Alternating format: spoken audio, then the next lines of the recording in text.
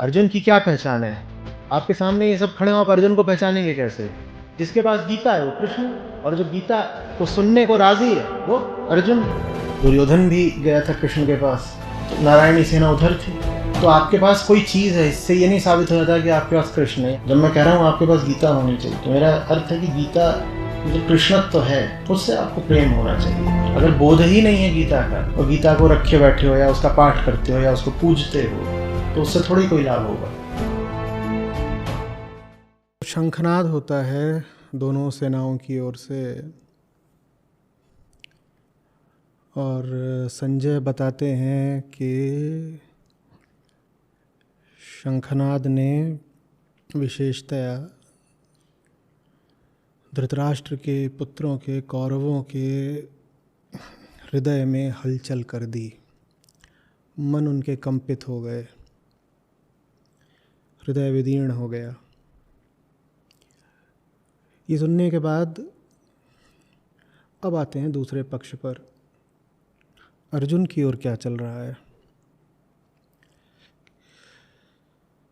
संजय कह रहे हैं, राजन, उसके अनंतर, उसके बाद कपिध्वज, अर्जुन के ध्वज पर कपि चिन्ह था। तो कपिध्वज, पांडव माने अर्जुन ने धृतराष्ट्र के पुत्रों को युद्ध के लिए अवस्थित देखकर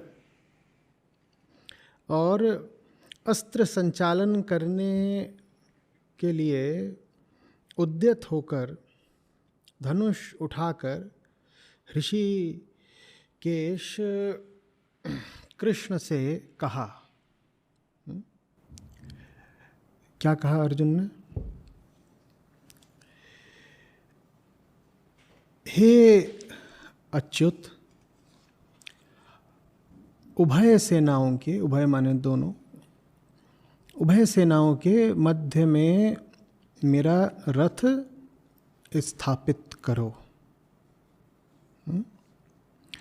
हम जैसे जैसे आगे बढ़ेंगे हमें श्री कृष्ण के कई नाम सुनने को मिलेंगे।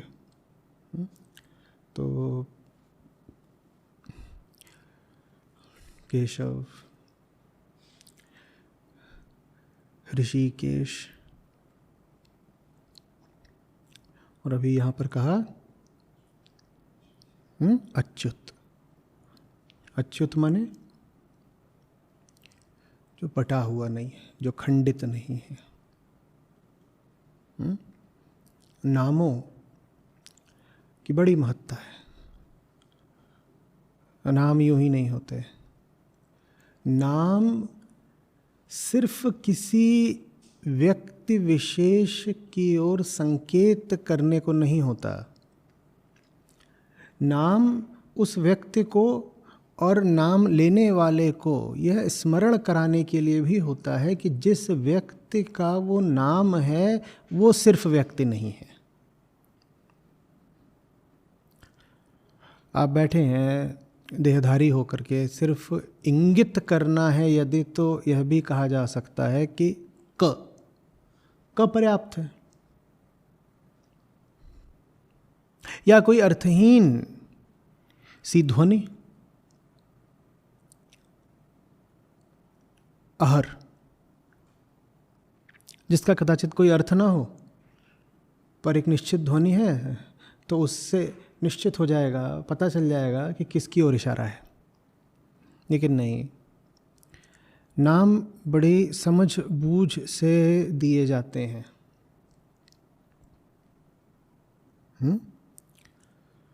बाकी नामों की तो बात बाद में है। जो सबसे प्रचलित नाम है कृष्ण, वह भी कितना सुंदर और सांकेतिक है।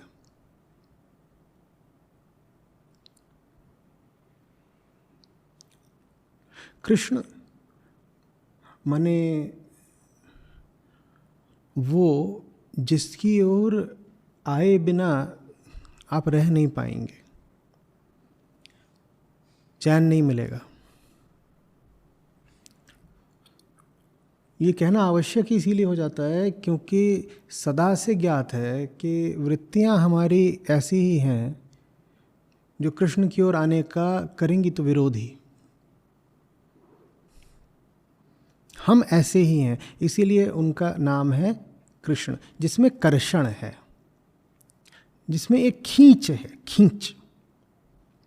फिर उसी से शब्द आता है आगे आकर्षण।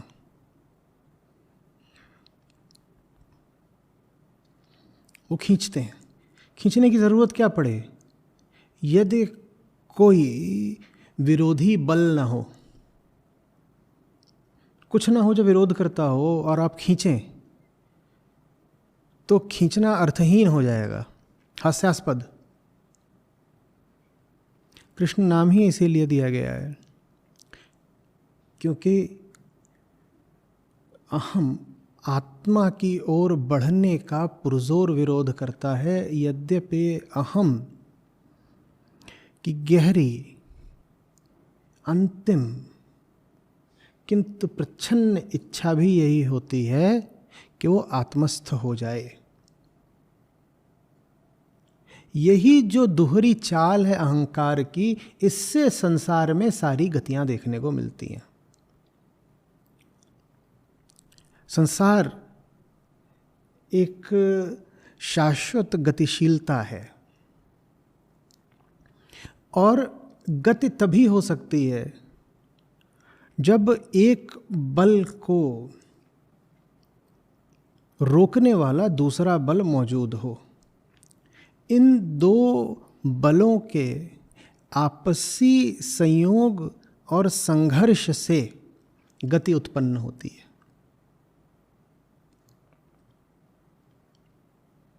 आप बात समझ रहे हैं?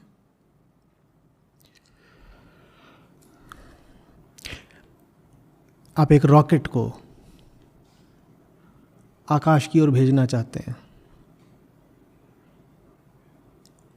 जानते हैं उसके लिए क्या आवश्यक है? उसके लिए रॉकेट में वजन होना आवश्यक है। आप कहेंगे ये कैसी बात है? जी हाँ,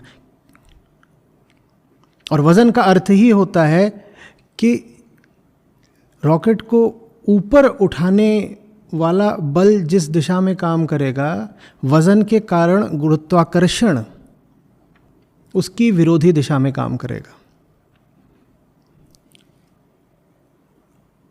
यदि शून्य भार का हो रॉकेट तो आप कैसे उसे उठा लेंगे? बताइए मुझे। कोई वस्तु है जिसका कोई भार ही नहीं, उसके साथ कुछ भी किया जा सकता है क्या? और यदि भार होगा तो विरोध होगा।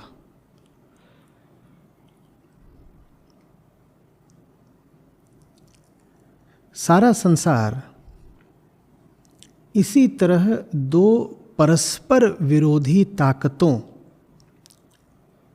के आपसी नृत्य से परिणीत होता है।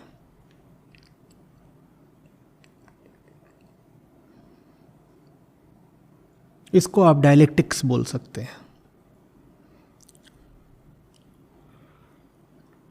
आप चल रहे हो जमीन पर, आप चल नहीं सकते यदि घर्षण ना हो। आप आगे बढ़ पाएं इसके लिए आवश्यक है कि आपको पीछे धकेलने वाली एक ताकत मौजूद हो, और यदि पीछे धकेलने वाली ताकत शून्य हो जाए तो आप आगे नहीं बढ़ पाएंगे, आप वहीं पर गिर जाएंगे।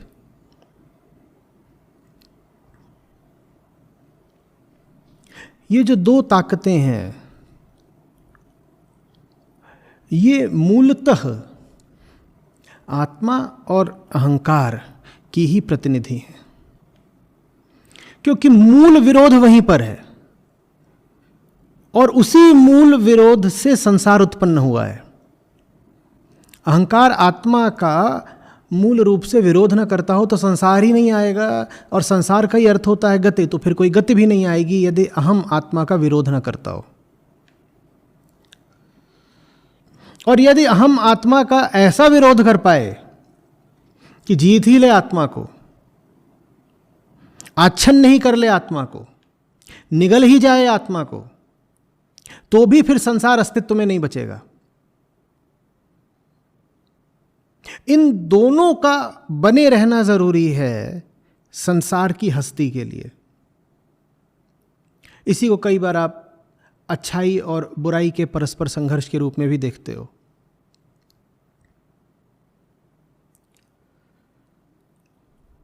सत्य यदि पूरी तरह जीत गया तो दुनिया मिट जाएगी। असत्य भी यदि पूरी तरह जीत गया तो भी दुनिया मिट जाएगी। ये संसार चल ही रहा है एक तरह की रस्साकशी में।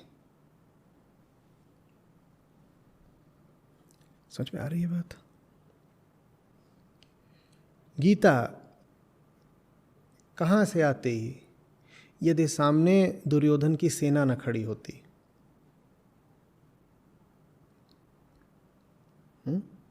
दुर्योधन सदा रहेंगे, दो पक्ष सदा रहेंगे, जिसमें एक पक्ष सदा दुर्योधन का होगा, आत्मा होगी, अहंकार होगा, एक पक्ष सदा अहंकार का होगा। ऐसे ही इस संसार को चलना है। पर आप संसार की बात छोड़िए, आप अपनी बात करिए। आपको तो आपके संसार और आपके जीवन से प्रयोजन है ना। तो इस द्वंद्व में आपको चुनना है कि आप उधर खड़े हैं, इधर। कृष्ण माने आकर्षण, कृष्ण तो खींच रहे हैं, बुला रहे हैं, आपको खींचना है या नहीं खींचना है? कृष्ण खड़े हैं, अर्जुन खींचाए। जिन्हें नहीं खींचना था वो विरोध में ही रहे। जिन्हें नहीं खींचना था उन्होंने तो कृष्ण को ही मारने का षड्यंत्र किया।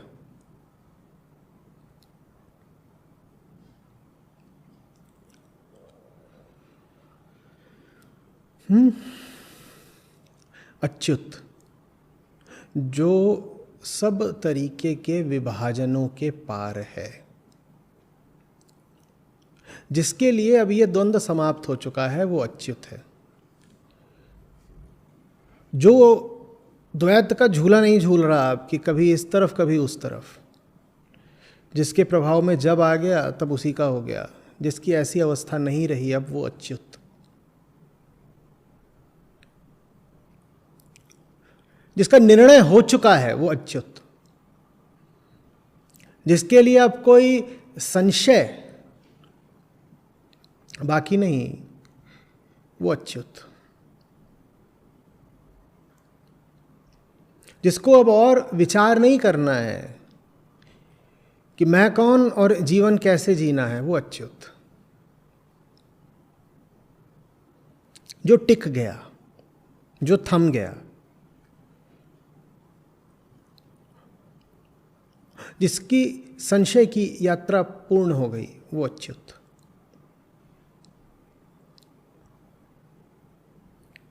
जिसको दूसरा पक्ष अब खींच सकता ही नहीं, वो अच्युत। जो अब स्वयं ऐसा हो गया है कि दूसरे पक्ष को खींच लाएगा या कम से कम उस पर अपने आकर्षण का प्रभाव डालेगा, वो अच्युत। जिसको अब आप डिगा नहीं सकते, वो अच्युत।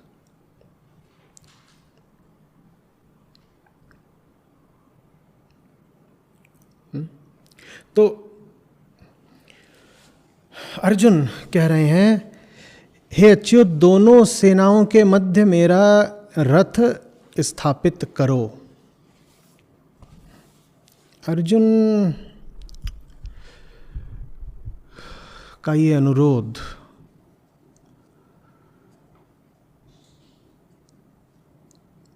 मेरे मन के बड़ा निकट रहा है सदा से।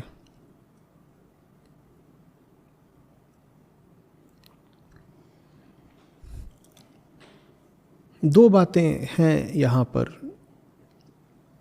अर्जुन के विषय में, दोनों ही पूरे तरीके से अभी वयस्क नहीं, पल्लवित नहीं, परिपक्व नहीं, लेकिन दोनों के बीज बिल्कुल आरंभ में ही अर्जुन में दिखाई दे जा रहे हैं। पहला, अर्जुन को अवलोकन करना है, माने अर्जुन को ज्ञान चाहिए। दूसरा, अर्जुन जिनको देख रहा है उनको कम से कम धन धान्य सत्ता राज्य इनसे ऊपर का स्थान दे रहा है।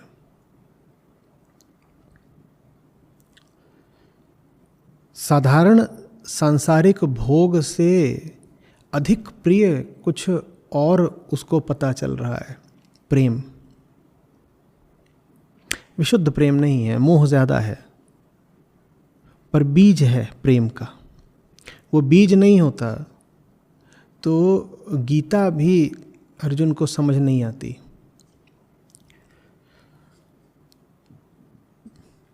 तो होनहार बिरवान के होत चीकने पात। अर्जुन अलग हैं, विलक्षण हैं, और वो विलक्षणता आरंभ में ही दृष्टिगोचर हो जाती है।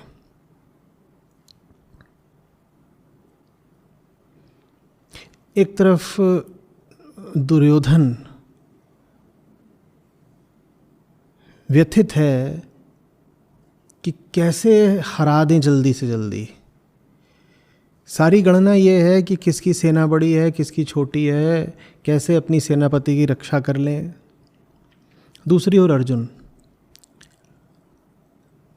अंतर देखिए, नहीं गिन रहे कितने योद्धा उधर हैं कितने इधर हैं।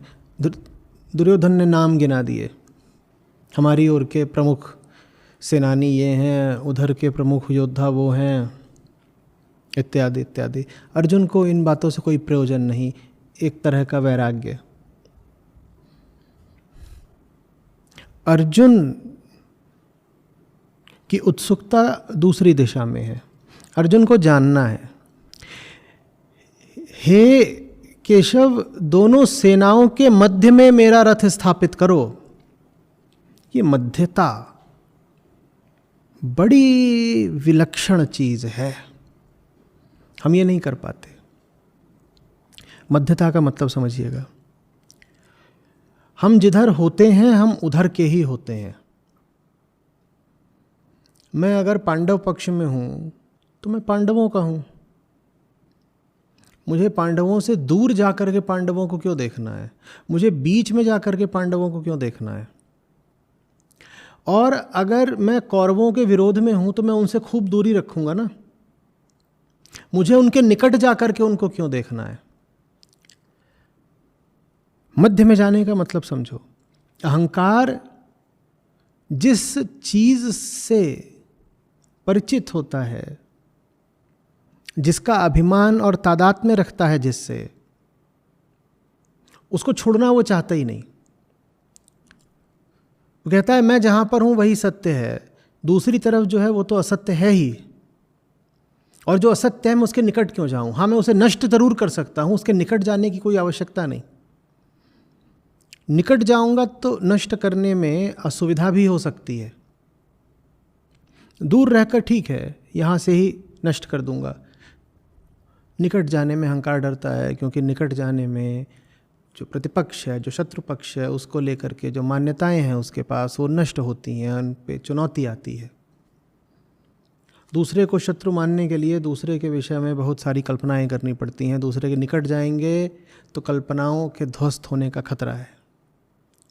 तो कौन बीच में जाकर के शत्रु पक्ष को निकटता से देखे, और कौन अपने पक्ष को भी क्षण भर के लिए ही सही त्याग करके अपने पक्ष से दूर जाए और अपने पक्ष को भी निष्पक्ष दृष्टि से देखे?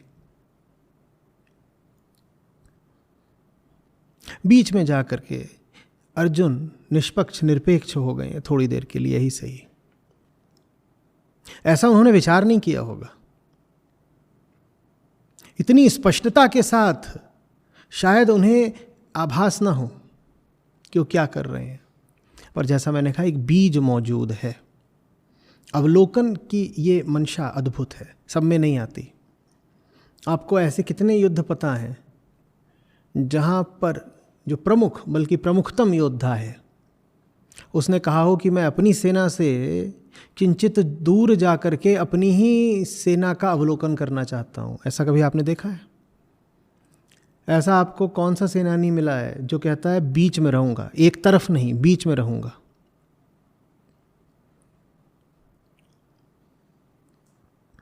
ये बहुत आवश्यक है और अहंकार के लिए बहुत मुश्किल। कोई कारण है कि कृष्ण निर्णय करते हैं गीता जैसा उपदेश अर्जुन को देने की? ये साधारण बात नहीं है। गीता शास्त्र के अंत में कृष्ण स्वयं ही अर्जुन को कहते हैं कि जो भी लोग मुझ में श्रद्धा न रखते हो अर्जुन, भूल कर भी उनसे गीता न कहना।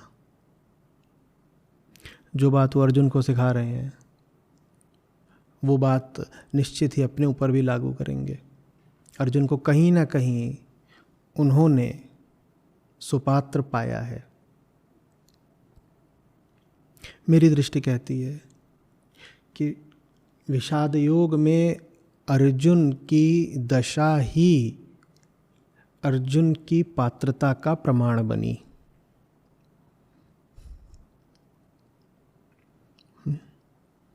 यूं ही नहीं गीता बरस गई अर्जुन के ऊपर।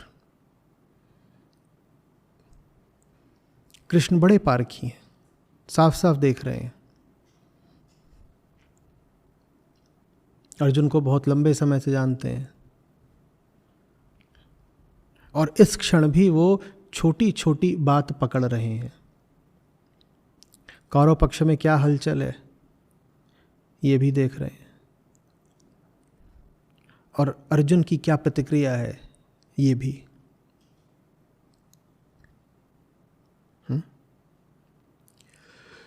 तो अर्जुन को जानना है। अर्जुन को लड़ना भर नहीं है, अर्जुन को पाना भर नहीं है, अर्जुन को जानना है। जाने बिना ही टूट पड़ना ये पाश्विक अहंकार का काम है। सामने चाहे शत्रु की सेना हो, चाहे कोई आकर्षक सांसारिक लक्ष्य, अहंकार तो चाहता है कि उस पर टूट पड़े यदि वह बुलाता है तो, लुभाता है तो। पशु ऐसा ही करते हैं। मनुष्य आप तब होते हैं जब आप टूट पड़ने से पहले जानने का प्रयास करो। वो टूट पड़ना शत्रुता में भी हो सकता है, लोभ में भी हो सकता है, साधारण सांसारिक प्रेम में भी हो सकता है। सामने कुछ दिख रहा था, बड़ा मीठा, बड़ा लुभावना, हम टूट पड़े उस पर। आम व्यक्ति लगभग पशु की तरह ही जीता है, बस टूट पड़ता है। जैसे अभी दुर्योधन टूट पड़ने को तैयार है। अर्जुन ने पशुता से ऊपर की किसी चीज का अभी संकेत दिया है, प्रमाण दिया है, ये कह करके कि बीच में ले चलिए, मुझे अवलोकन करना है, मैं जानना चाहता हूं। आपको जो भी कुछ चाहिए जीवन में, चाहे पाने के लिए चाहे मिटाने के लिए, आप उसको जानते भी हैं या बस टूट पड़ना चाहते हैं? आप सामने की दिशा में भाग रहे हैं, चाहे मित्र से मिलने के लिए चाहे शत्रु को मिटाने के लिए। आप मित्र को जानते हो जिसकी ओर जाने की इतनी उत्सुकता? आप शत्रु को जानते हो जिसको मिटाने का इतना आग्रह? नहीं, आपको बस टूट पड़ना है। अर्जुन ने कहा मुझे जानना है, मुझे जानना है। ये क्यों हुआ? अर्जुन के साथ ही ऐसा क्यों हुआ? कुछ कह नहीं सकते, पर एक बात लगती है, कृष्ण की संगत का असर होगा जरूर। बगल में ही धर्मराज युधिष्ठिर थे, उन्होंने भी ये नहीं कहा कि मुझे जानना है, वो तो शायद पहले से ही सब कुछ जानते थे, सब स्पष्ट था उनको, धर्मराज हैं भाई। अर्जुन ने कहा मुझे अभी जानना है, ये नहीं कहा मैं जानता हूं, मुझे जानना है, अभी जानना है। कैसे तीर चला दूं या कैसे पुष्प चढ़ा दूं, जब जानता ही नहीं कि सामने जो अभी है मेरे, वो वस्तु है क्या। मैं बार बार कहता हूं, गीता हमारे लिए तभी उपयोगी है जब हम अर्जुन हों, और अर्जुन हम सब हैं ही, क्योंकि हम सब के सामने एक लक्ष्य है। ठीक वैसे जैसे अर्जुन के तीरों के सामने लक्ष्य था ना, कोई है यहाँ ऐसा जिसके पास कोई लक्ष्य ना हो? जिसके पास भी कोई लक्ष्य है वो अर्जुन है। हाँ, साधारण व्यक्ति और अर्जुन में अंतर ये कि साधारण व्यक्ति बिल्कुल अंधेरे और अंधेपन में अपने लक्ष्य की ओर बढ़ता है, जैसा हमने कहा, चाहे उसे पाने के लिए चाहे मिटाने के लिए। अर्जुन को प्रकाश चाहिए था। अर्जुन ने कहा तीर तो अब बरसेंगे ही, उससे पहले कुछ समझ लूं, कुछ समझ तो लेने दीजिए। काश कि हम देख पाते कि कृष्ण कैसे मुस्कुराए होंगे उस पल।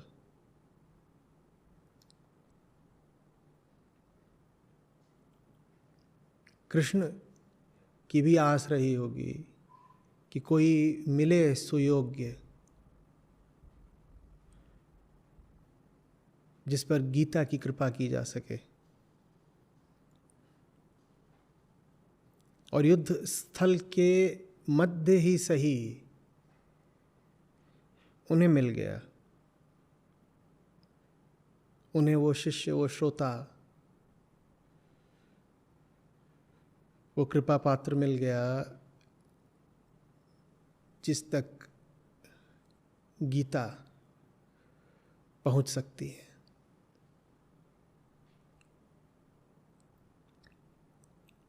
देखने की अगर आपकी दृष्टि हो तो आप ये तक कह सकते हैं कि ये पूरा युद्ध तो एक तैयारी मात्र है, एक रंगमंच मात्र है, एक पृष्ठभूमि मात्र है। बस गीता को घटना था, गीता को उतरना था, इसलिए इतनी तैयारी करनी पड़ी, इतनी तैयारी करनी पड़ी। हाँ, इतनी तैयारी नहीं होती तो अर्जुन की तैयारी नहीं होती। ऐसे सेनाएं न खड़ी होती आमने सामने तो अर्जुन का मन वैसे कैसे स्पंदित होता जैसे अभी हुआ, और ऐसा स्पंदन न होता, अर्जुन में इतना क्रंदन न होता तो गीता बेअसर चली जाती, उतरती भी तो निष्प्रभावी हो जाती।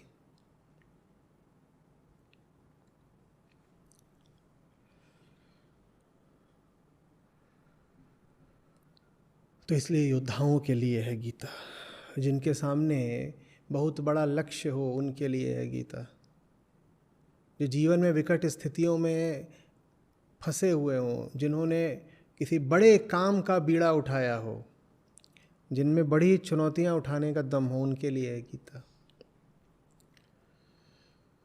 सोचिए तो, कृष्ण अर्जुन सदा साथ हैं। गीता का उपदेश पहले क्यों नहीं दे दिया? पहली बार नहीं मिल रहे।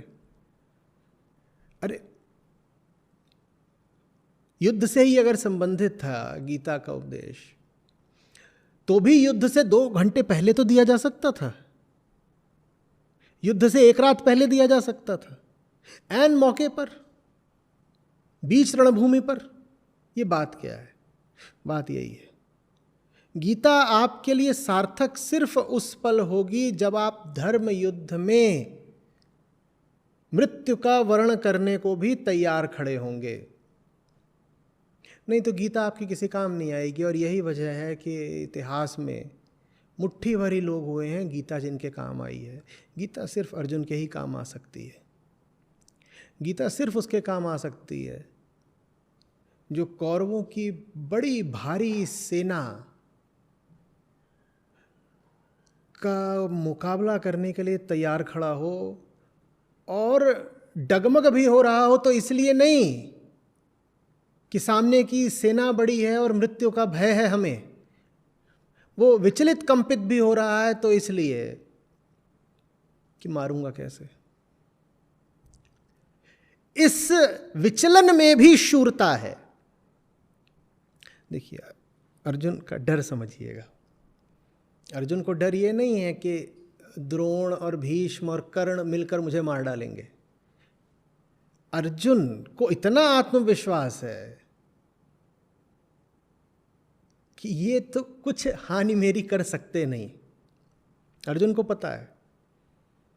अर्जुन की शूरता ऐसी है कि अर्जुन को ऐसा संशय, ऐसा विचार उठ भी नहीं रहा कि हाय मेरा क्या होगा।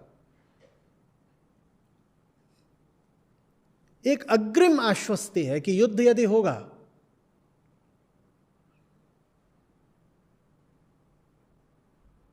तो पताका तो मेरी ही फहरनी है। और चूंकि आश्वस्ति है, फिर इसलिए कंपन है। क्या कंपन है? जब जीतना मुझे ही है तो माने मरना उन्हें ही है। हाय कैसे मार दूं उनको। दो व्यक्ति आमने सामने लड़ने को खड़े हों और उनमें से एक व्यक्ति यही सोच करके व्यथित हुआ जाता हो कि मैं इसकी हत्या कैसे कर दूं, तो इससे आपको क्या पता चलता है? उस व्यक्ति को पूरी आश्वस्ति है कि यदि युद्ध हुआ तो मरेगा तो ये सामने वाला ही, तभी तो उसको इतनी व्यथा है। अर्जुन एक बार भी ये नहीं कहते कि यदि मैं मर गया तो मेरे भाइयों का क्या होगा, मेरे पुत्रों का क्या होगा, मेरी माता मेरी पत्नी का क्या होगा। अर्जुन को ऐसा कोई भय नहीं, जैसे कि पता हो कि ये तो होने का नहीं। ये अर्जुन की शूरता है। ऐसा जो होता है गीता उस पर उतरती है। जो यदि डर भी रहा है तो अपने लिए नहीं, जो यदि कमजोर भी हो रहा है तो अपने लिए नहीं। अभी आगे कहेंगे अर्जुन, पांव कांप रहे हैं, शरीर जल रहा है, बलहीन हो रहा हूं, धनुष पकड़ा नहीं जाता। यह बलहीनता भी बल की अधिकता के कारण है। ऐसे हृदय वाला प्रार्थी चाहिए।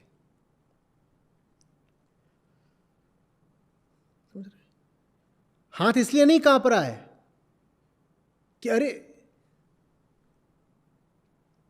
महायोद्धा है सामने द्रोण, इनके सामने मैं कैसे टिकूंगा। धनुष इसलिए कांप रहा है क्योंकि पता है कि द्रोण से आमना सामना होगा तो मृत्यु तो द्रोण की ही होगी। कैसे मार दूं द्रोण को।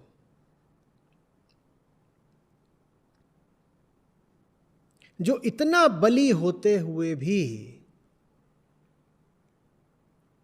जो अपेक्षितया निर्बल हैं उनके लिए भाव रखता हो, सिर्फ उस पर उतर सकती है गीता। महान बल है पर अपने बल का प्रयोग करने से कतरा रहे हैं अर्जुन। चाहे तो एक पल में सब ध्वस्त कर दें, पर भावुक हो रहे हैं। और वो भाव प्रधानता गीता के बाद भी पूरी तरह मिटती नहीं है।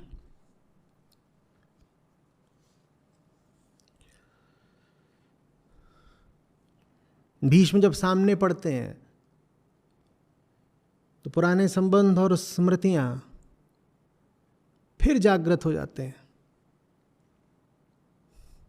भीष्म से डटकर पैना तीखा घोर युद्ध कर ही नहीं पाते अर्जुन। तीर यूं चलाते हैं जैसे फूल बरसा रहे हो।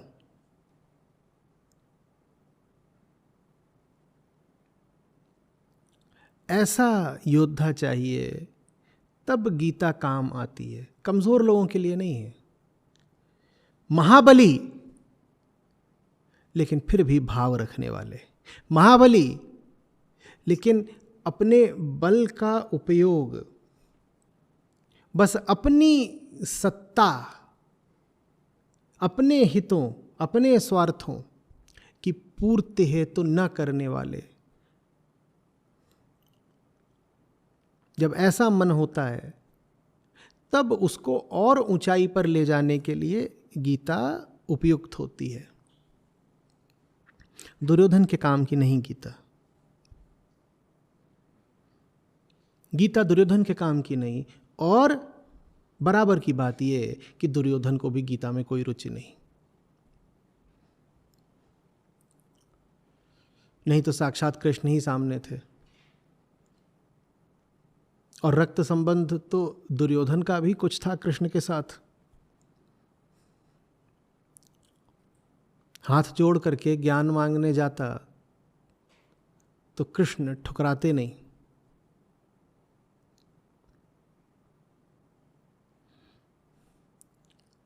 समझ में आ रही है बात?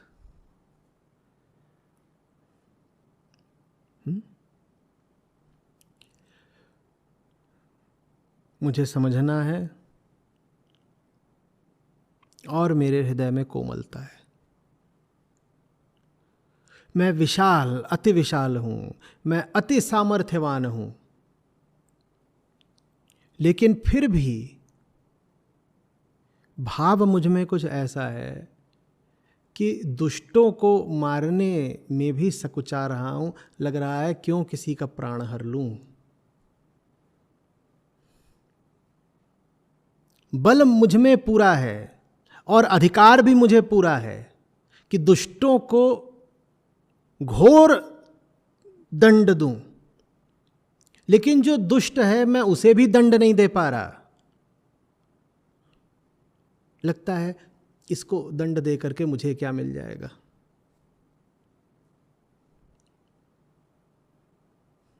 जिसकी ऐसी स्थिति हो उसके लिए है गीता।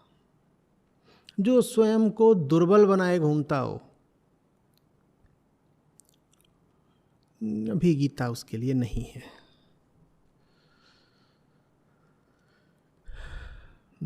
जिसको कृष्ण से कोई नाता ही ना रखना हो, गीता उसके लिए नहीं है। जिसके लिए धन, स्वार्थ, सत्ता ही सब कुछ हो, गीता उनके लिए नहीं है।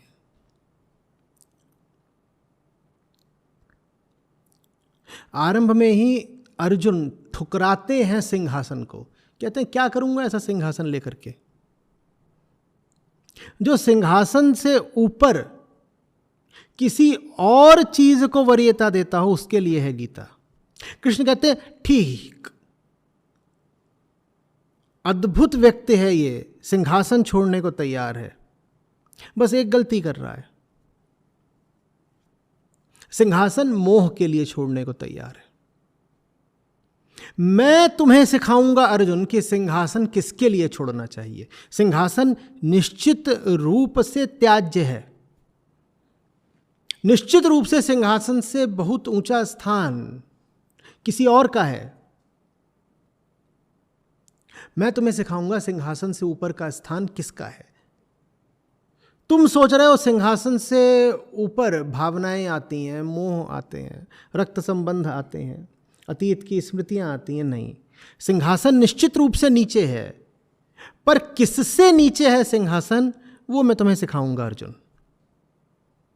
जो अभी सिंहासन को नीचे ही ना मानता हो उसको कृष्ण कुछ नहीं सिखा पाएंगे।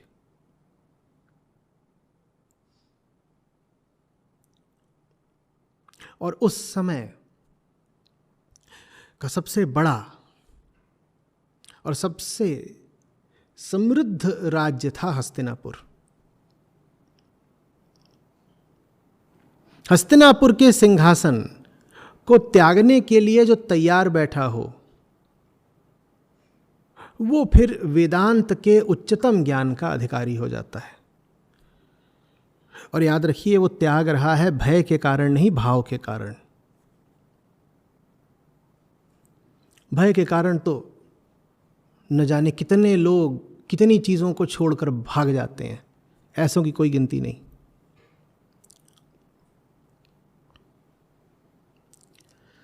समझ में आ रही है बात? दो विशेषताएं हमने कौन सी कही अर्जुन की? पहली, अर्जुन को जानना है।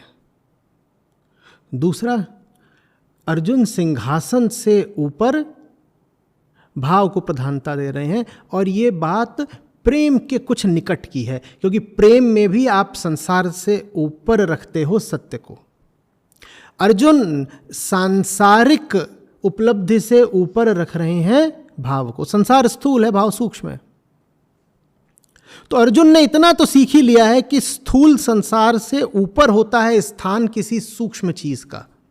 बस अर्जुन को ऐसा लग रहा है कि जो सूक्ष्म चीज इस स्थूल संसार से ऊपर की है उसका नाम है भाव या मोह। कृष्ण अर्जुन को सिखाएंगे कि बिल्कुल ठीक कहा अर्जुन, संसार स्थूल है और जो सूक्ष्मतम हो वो इस स्थूल जगत से कहीं ऊपर का है, पर वो सूक्ष्मतम है क्या, अब मैं तुमको बताऊंगा। भाव अपेक्षितया सूक्ष्म है, लेकिन भाव से भी कहीं ज्यादा सूक्ष्म है सत्य। जो तुम्हारा भाव है उस पर मोह की छाया है। मैं तुमको सिखाऊंगा प्रेम।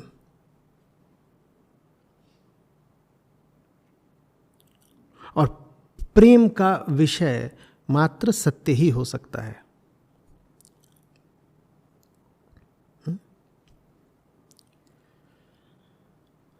जब गीता पाठ करें तो जल्दी जल्दी आगे ना भाग जाएं। एक एक श्लोक चिंतन मांगता है, गहरा विचार मांगता है।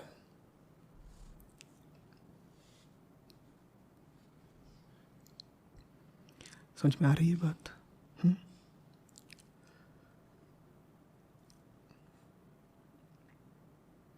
एक बलि चाहिए, कठोर बलिष्ठ भुजाओं वाला और कोमल हृदय वाला।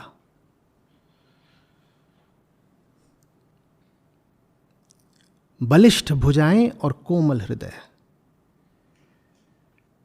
ऐसे के लिए है गीता।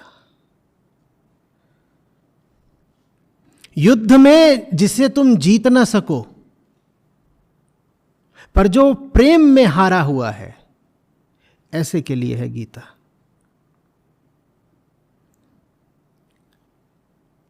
कहां अर्जुन को जीत सकते हैं?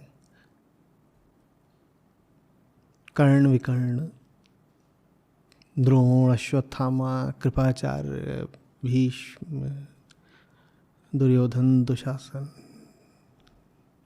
कहां जीत सकते हैं? उनकी क्या गति हुई हमने क्या देखा नहीं। जिस अर्जुन को कोई जीत नहीं सकता, वो अर्जुन अपने आंसुओं से विह्वल है, अपनी भावनाओं से विवश है, जिसमें कोई कमजोरी नहीं, वो अपनी भावुकता के हाथों कमजोर बना हुआ है, जिसे कोई हरा नहीं सकता,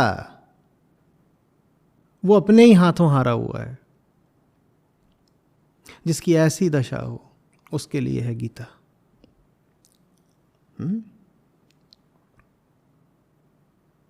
प्रेम होना चाहिए। एक मन जो प्रकाश की ओर बढ़ता है, उसे ज्ञान चाहिए।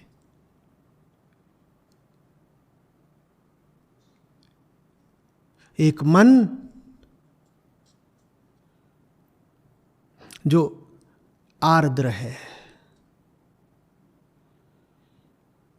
गीला है,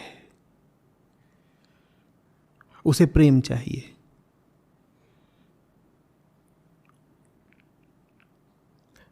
दुर्लभ है ऐसा संगम। बहुत मिल जाएंगे जिन्हें प्रकाश चाहिए, वो अपने आप को ज्ञान मार्गी बोलते हैं। बहुत मिल जाएंगे जिन्हें प्रेम चाहिए, वो अपने आप को प्रेम मार्गी, भक्ति मार्गी इत्यादि बोलते हैं। ऐसा मिलना दुर्लभ है जिसे प्रकाश और प्रेम दोनों चाहिए, जो दोनों के लिए तैयार है। इसीलिए गीता का वर्गीकरण करना बड़ा मुश्किल है। आप नहीं कह पाएंगे कि गीता ज्ञान मार्ग का ही ग्रंथ है या भक्ति मार्ग का ग्रंथ है। गीता सब कुछ है। गीता को कोई एक नाम देना अपने ही अहंकार की अभिव्यक्ति होगी, अपने ही अज्ञान का सूचक होगा।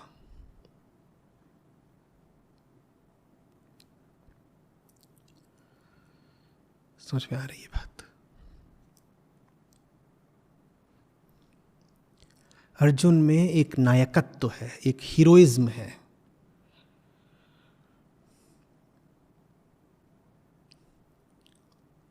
बौनों के लिए, वामनों के लिए गीता नहीं है।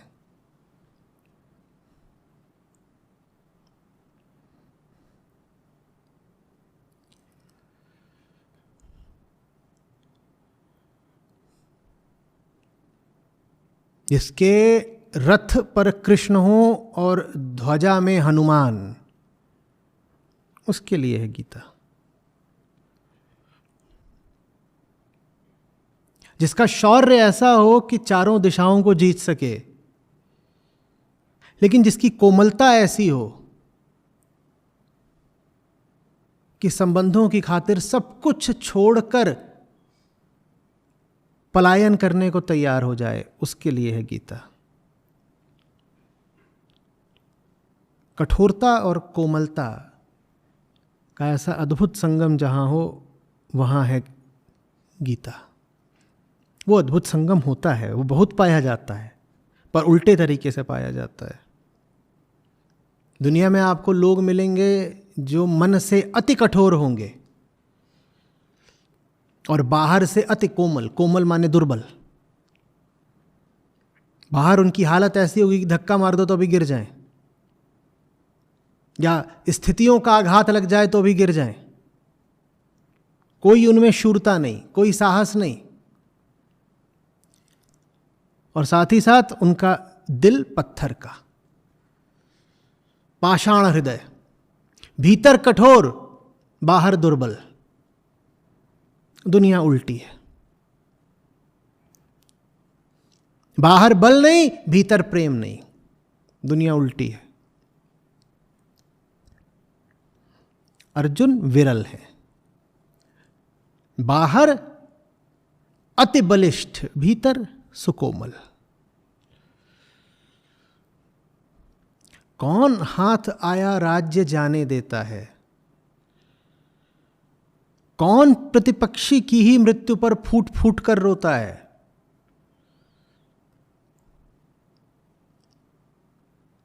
कौन मारने की अपेक्षा मर जाने का चयन करने को तैयार हो जाता है?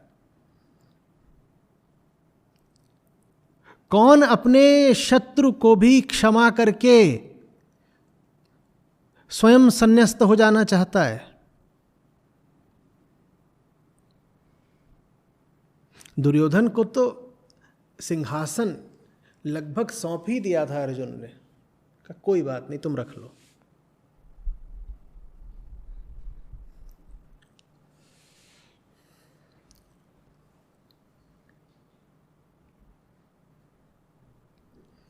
समझ में आ रही है बात? गीता कोई पुस्तक नहीं है कि आप उठा करके पढ़ लेंगे उसको।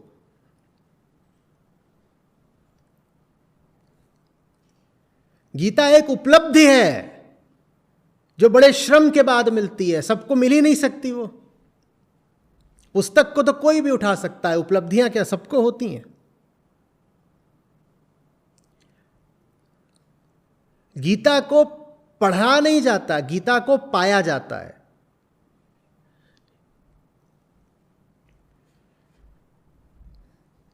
गीता के लायक बना जाता है।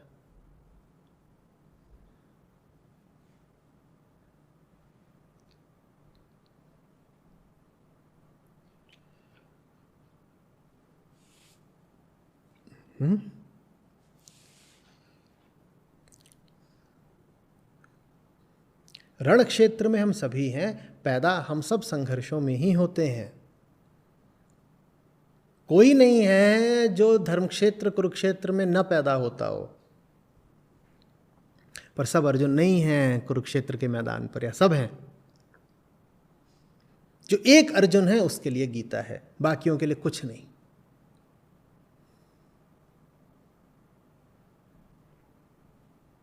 लाखों नहीं तो हजारों वहां पर योद्धा खड़े हुए हैं, गीता सिर्फ एक के लिए है। ठीक जैसे जगत में इतने लोग हैं, गीता कुछ चुनिंदा लोगों के लिए ही है। गीता के लायक बनना पड़ता है, तब गीता आपकी होती है। कृष्ण की समीपता टेढ़ी खीर है, बड़ा मूल्य मांगती है। यहाँ पर तो कृष्ण सारथी हैं, फिर गुरु होकर के अर्जुन को ज्ञान दे रहे हैं, पर यकायक थोड़े ही उतर आए हैं कृष्ण अर्जुन के जीवन में। अर्जुन ने बरसों तक, दशकों तक कृष्ण को अपने जीवन में बड़ी श्रेष्ठता दी है। जैसा कहा है कृष्ण ने, अर्जुन ने चुपचाप करा है। कोई आध्यात्मिक जीवन भर में नहीं, अपने व्यक्तिगत जीवन में भी अपनी हर छोटी बड़ी बात उन्होंने कृष्ण के सामने रखी है। अर्जुन के सब निर्णयों पर कृष्ण की सलाह का प्रकाश है। जब ऐसा घनिष्ठ संबंध अर्जुन ने दशकों तक पनपाया है, उस पौधे को दशकों तक खाद पानी दिया है, तब जाकर के आज उस वृक्ष पर गीता का फल लगा है। अचानक कुछ नहीं हो जाता, और कृष्ण के समीप रहना हल्की बात नहीं है। कृष्ण का तो काम है अर्जुन को बस अर्जुन न रहने देना, कुछ और बना देना। कृष्ण के समीप रहने का अर्थ होता है टूटते चलना। और समीपता का मतलब वैसी समीपता नहीं होता जैसी समीपता भीम की है या युधिष्ठिर की है। एक सीमा तक तो दुर्योधन भी समीप है, वैसी समीपता नहीं है। उतनी निकटता चाहिए होती है कि जिसमें हाथ ही पकड़ लें वो तुम्हारा। उतने निकट नहीं हो तो अपने आप को फुसला के मत रखो कि निकट हो।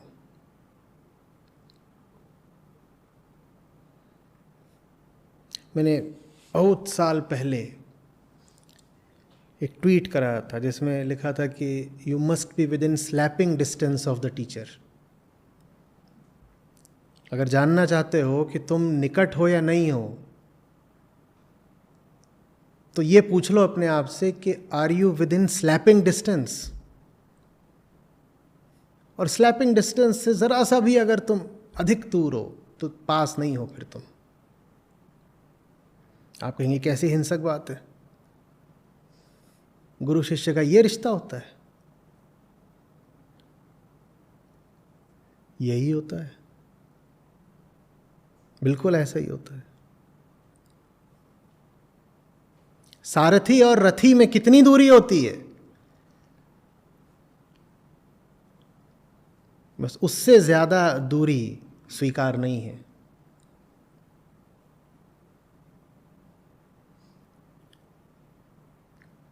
कृष्ण वक्ता है, अर्जुन श्रोता है। वक्ता और श्रोता में कितनी दूरी हो सकती है, उससे अधिक दूरी स्वीकार नहीं है। उससे जरा सी भी अधिक हो गई दूरी तो समझ लो कि अनंत हो गई दूरी।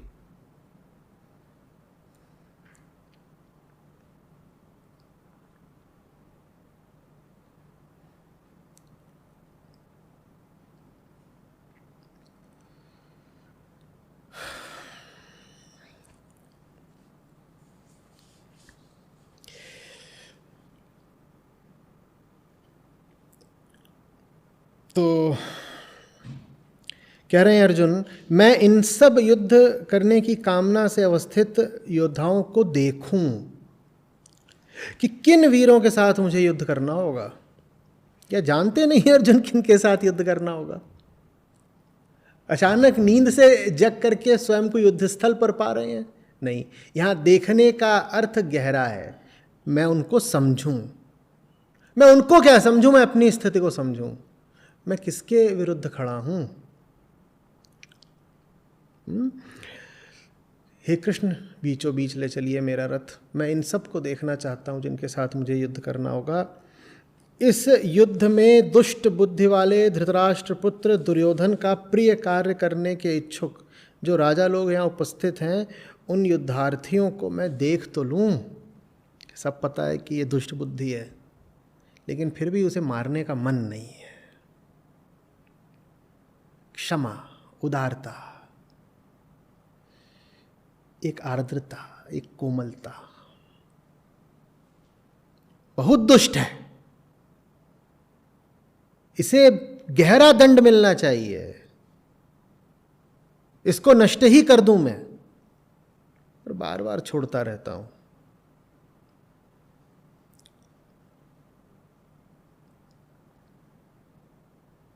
ये पहली बार नहीं हो रहा है कि दुर्योधन को छोड़ देने की बात। पहले भी कम से कम 2 अवसरों पर अर्जुन ने कौरवों को क्षमादान दिया।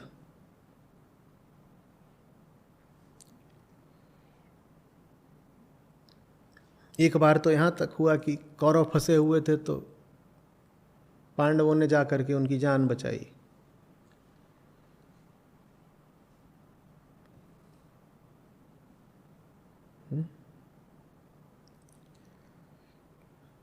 ऐसा आप तभी कर सकते हो जब आपके लिए बदले, प्रतिशोध से ऊपर कुछ हो। और बस इसी बात का कृष्ण को आसरा है। वो कह रहे हैं आम आदमी के लिए ये सब चीज़ें बहुत बड़ी होती हैं, जैसे पशुओं के लिए ये सब बहुत बड़ी बातें होती हैं। स्वार्थ, सत्ता, सुख, प्रतिशोध, ये सब पशुओं के लिए बड़ी बातें होती हैं। कोई ऐसा मिला है जिसके लिए प्रतिशोध से बड़ा कुछ है। ये व्यक्ति थोड़ी संभावना दिखा रहा है, इसके साथ कुछ आशा बंध रही है कि फिर जो सबसे बड़ा है ये उस तक भी पहुंच सकता है। कम से कम ये ज़मीन से थोड़ा तो उठा। आप ज़मीन पर बीज डाल दें बहुत सारे, और वो बीज ऐसे वृक्ष के हैं जो न जाने कितने मीटर ऊपर जाता है, 10 मीटर, 20 मीटर।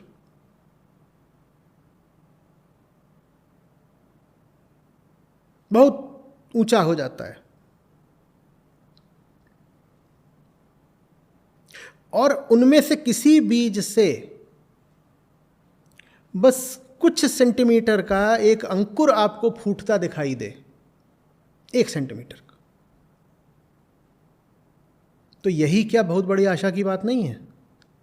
अगर 1 सेंटीमीटर भी वो ज़मीन से ऊपर उठाया तो 10 मीटर भी ऊपर जा सकता है। 10 मीटर की तुलना में वो कहीं पर भी नहीं है। जीवन मुक्त की तुलना में अर्जुन का आध्यात्मिक स्तर कुछ भी नहीं है अभी, लेकिन अर्जुन ने एक संभावना दर्शा दी है। भूमि के स्तर से थोड़ा ऊपर उठाए हैं अर्जुन, आम मन और आम जीवन के स्तर से थोड़ा ऊपर उठे हैं अर्जुन। तो कृष्ण कह रहे हैं अगर ये इतना ऊपर उठ सकते हैं तो पूरा भी ऊपर उठ सकते हैं। आप थोड़ा सा तो ऊपर उठिए, फिर कृष्ण का हाथ मिलेगा।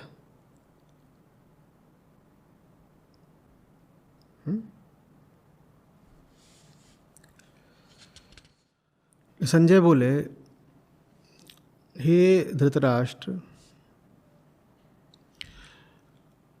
अर्जुन द्वारा इस प्रकार कहे जाने पर कृष्ण ने दोनों सेनाओं के मध्य में भीष्म और द्रोणाचार्य के सामने और अन्य समस्त राजाओं के सम्मुख रथ को खड़ा करके कहा, हे पार्थ, इन सारे एकत्रित कौरवों को देखो। जो चाहते हो अर्जुन, मैंने कर दिया। कृष्ण मना कर सकते थे, कोई भी अन्य सारथी मना कर देता, सारथी का काम घोड़े हाँकना भर नहीं होता। सारथी का बड़ा महत्वपूर्ण पात्र होता है।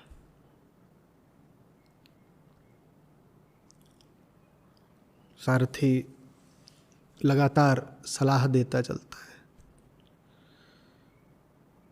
सारथी को बात करने का, राय देने का परंपरागत अधिकार होता था। कर्ण की हार में शल्य का कोई छोटा मोटा योगदान नहीं था। कहने वालों ने कहा है कि कर्ण और अर्जुन में अंतर शल्य और कृष्ण का था, अन्यथा दोनों में कोई विशेष अंतर नहीं था। कृष्ण ने मना नहीं करा। अर्जुन को खतरा भी हो सकता था। दुर्योधन की छवि कोई धार्मिक व्यक्ति की तो है नहीं। कुख्यात है दुर्योधन धार्मिकता और नैतिकता को अपने स्वार्थ तले पद दलित कर देने के लिए।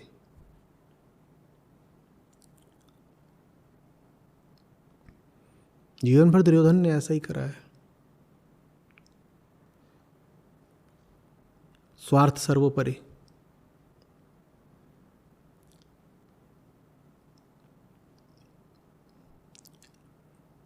शंखनाद हो चुका है, तलवारें म्यान से बाहर आ चुकी हैं और तीर तरकश से अपनी सेनाओं की सुरक्षा त्याग करके अर्जुन कह रहे हैं बीच में ले चलो। कृष्ण मना नहीं भी करते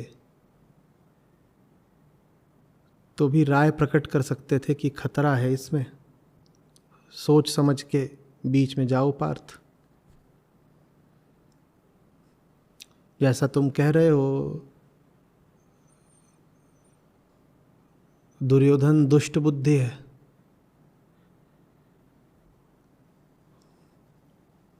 और डरा हुआ है, और डरा हुआ आदमी अधार्मिक अनैतिक ही नहीं अति हिंसक भी हो जाता है।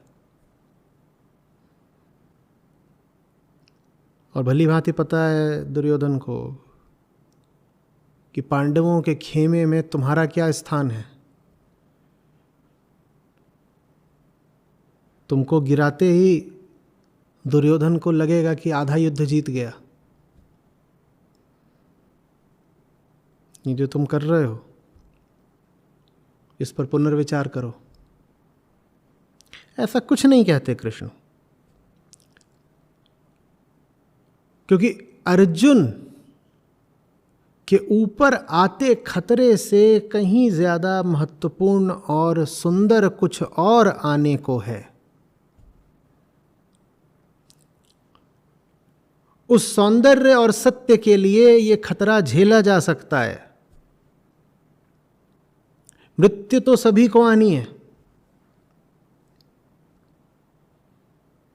और कृष्ण कहते हैं जो मर सकता है उसको मरा ही जानो, और जो अमर है उसको मारेगा कौन। तो जो मर सकता है उसको बचाने की खातिर कृष्ण उसे दांव पर नहीं लगाएंगे जो अमरता का वाहक है। श्रीमद् भगवद गीता कुछ बहुत सुंदर बहुत अद्भुत होने जा रहा है, कृष्ण उसको बाधित नहीं करेंगे, कृष्ण तो सहयोग देंगे। अर्जुन कहते हैं बीचों बीच चलिए, कृष्ण कहते हैं ठीक चलते हैं। जो तुम्हारे साथ हो रहा है अर्जुन, वो इतना विराट है और इतना अमूल्य है कि उसके लिए प्राणों का भी मूल्य यदि चुकाना पड़े तो बात छोटी है। आओ चलो चलते हैं।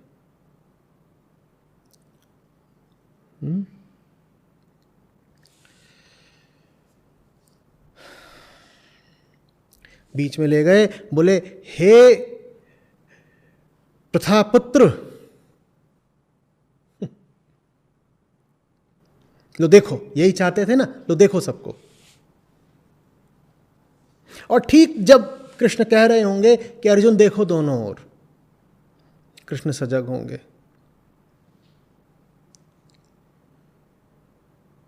कहीं से प्रत्यंचा के कसने की सूक्ष्म ध्वनि तो सुनाई नहीं दे रही।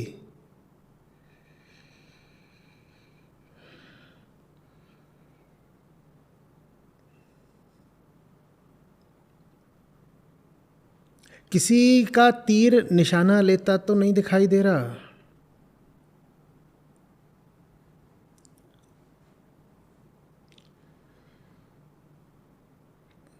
पार ब्रह्म हैं पर अभी तो मनुष्य हैं। अवतार लिया है तो उनके पास भी मनुष्योचित भावनाएं हैं।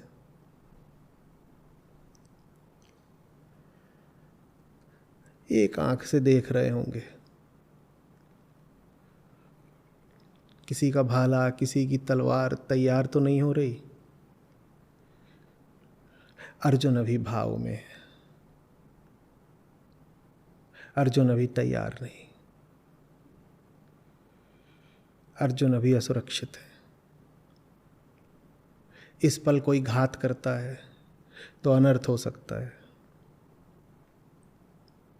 धर्म और नियम तो यही कहते हैं कि घात होना नहीं चाहिए, पर धर्म और नियम पर ही यदि चले होते तो ये युद्ध क्यों खड़ा होता। यदि इस युद्ध की स्थिति बन सकती है तो अपघात माने धोखे की भी स्थिति बन सकती है। कुछ भी हो सकता है, पर जो कुछ भी हो सकता है उसका सामना करना ही उचित है। अर्जुन के यदि प्राण भी चले जाएं तो भी वो छोटी बात है उस घटना के सामने जो अब संभावित रूप से घटने वाली है।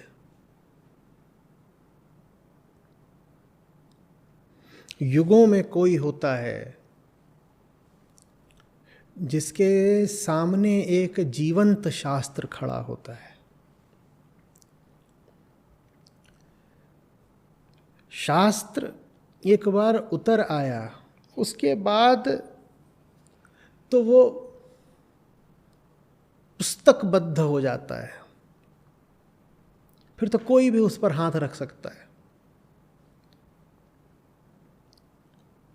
पर महत घटना तब खड़ी होती है जब शास्त्र का जन्म ही होता है, जब शास्त्र का मौलिक अवतरण होता है। और ऐसी घटना युगों कल्पों में एक बार घटती है कि जब शिष्य ऐसी स्थिति में पहुंच गया हो कि गुरु उसको बैठा करके आमने सामने मौलिक ज्ञान दे। वैसी घटना घटने आ रही है। कृष्ण उस घटना को बाधित नहीं होने देंगे।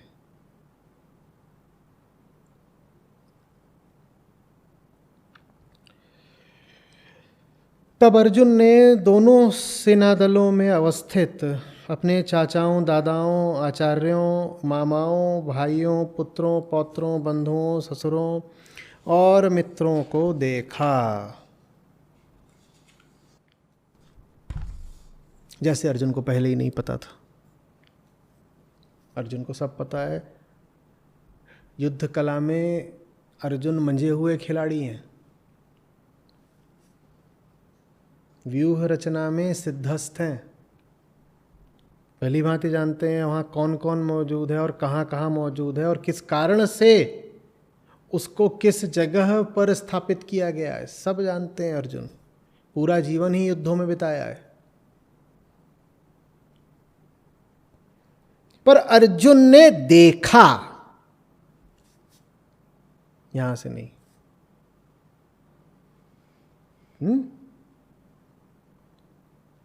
दर्शन, जानना, समझना।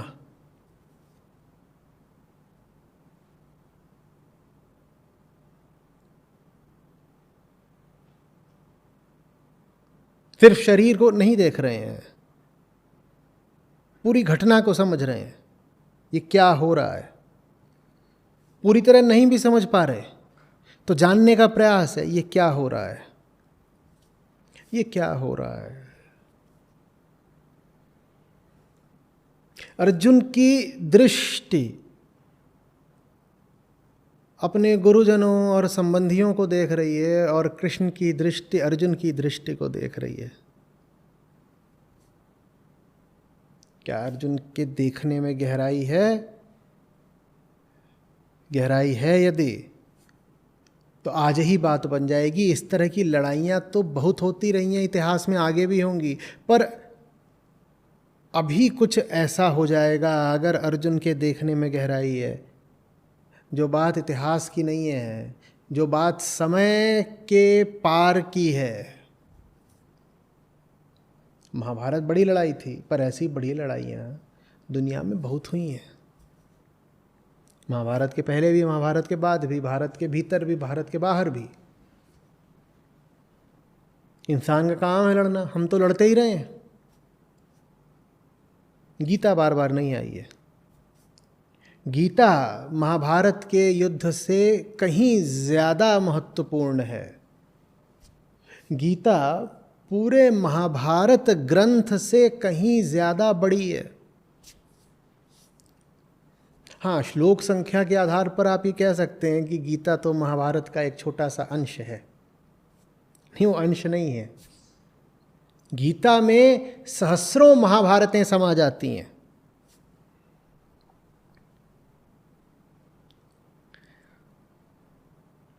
समझ में आ रही है बात? स्थूल दृष्टि श्लोकों की संख्या गिनती है, सूक्ष्म दृष्टि श्लोकों का महत्व देखती है।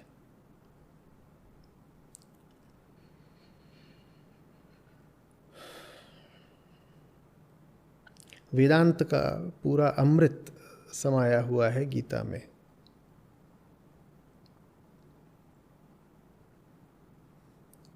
इतनी बड़ी है गीता।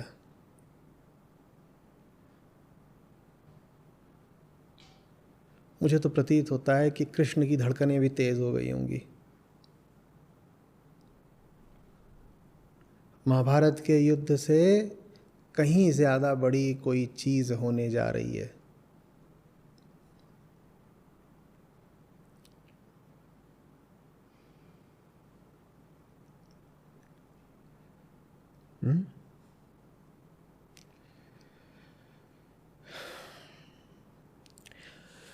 अर्जुन कहते हैं, हे कृष्ण, इन युद्धाभिलाषी अवस्थित स्वजनों को देखकर मेरे सारे अंग शिथिल हो रहे हैं, मुख सूख रहा है, शरीर में कंपन और रोमांच हो रहे हैं, हाथ से गांडीव धनुष गिर रहा है, अंग जल रहे हैं। यकायक नहीं हो गया, अचानक नहीं हो गया। अर्जुन ऐसे हैं ही, ये होना ही था। इसीलिए अर्जुन ने कहा था बीचों बीच ले चलो। अर्जुन को भी पता था ये होना है, कृष्ण को भी पता था ये होना है, दोनों ने होने दिया।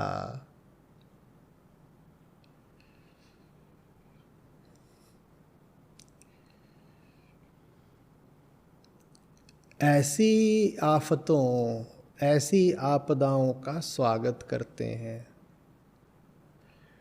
पता है दिक्कत खड़ी होने जा रही है, होने दो।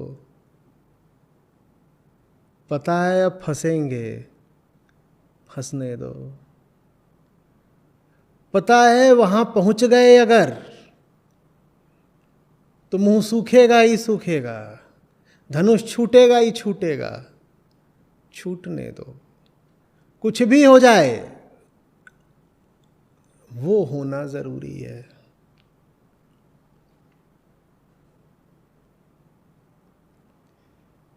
सब आपदाएं और विपत्तियां स्वीकार हैं। दिख भी रहा हो कि आ रही हैं तो भी उन्हें रोक मत देना।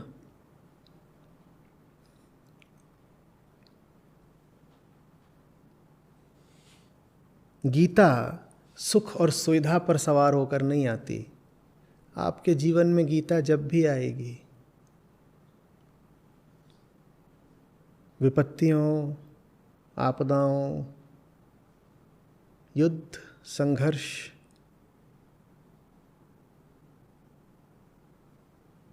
रक्तधार के साथ आएगी।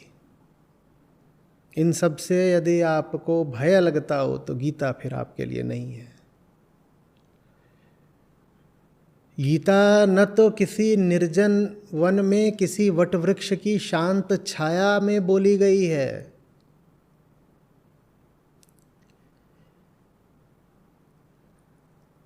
न किसी राजमहल में सब सुख सुविधाओं के मध्य उतरी है।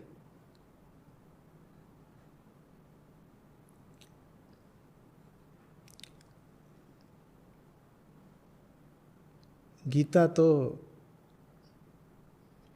मौत के खतरे,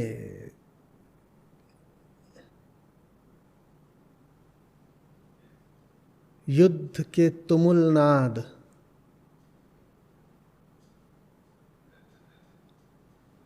के बीचों बीच ही उतरती है। जो जीवन में निष्कंटक शांति के इच्छुक हों, गीता उनके लिए नहीं है। उनके लिए और पुस्तकें हैं।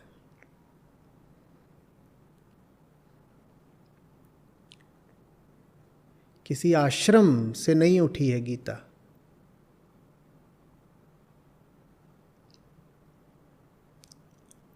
हिमालय के गंगा तट की शांति से नहीं उठी है गीता।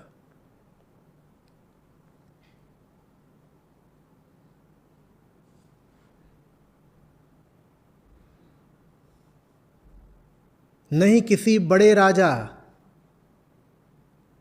और उसके राजगुरु का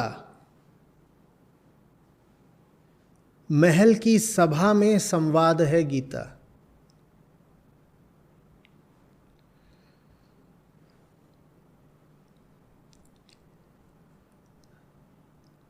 गीता उसके लिए है जिसे अगले ही पल अपने जीवन का भी पता ना हो। गीता उसके लिए है जिसे ये समझ ही ना आ रहा हो कि मर जाना ज्यादा बुरा है या मार देना।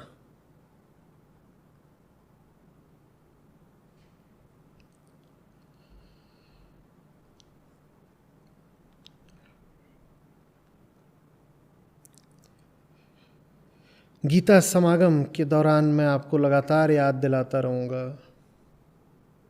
आपको गीता के योग्य बनना होगा। गीता कोई मिठाई नहीं कि जो चाहे मूल्य चुकाए और खा ले। गीता आहुति मांगती है। 2 रुपए की चीज़ नहीं है। कोई पुस्तक नहीं है कि आप बाजार गए, कुछ रुपए दिए और खरीद कर घर ले आए। ज्ञान भर नहीं है कि पढ़ लिया, स्मृतिस्थ कंठस्थ कर लिया और आप सुविज्ञ हो जाएंगे।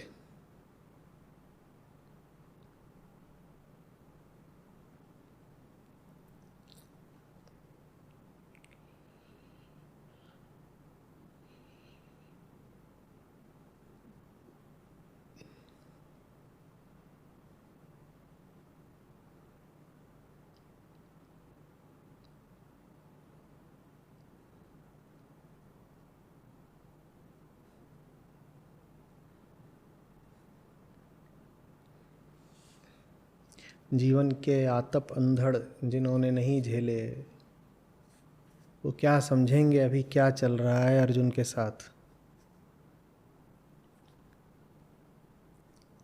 न वनवास झेला, न अज्ञातवास झेला,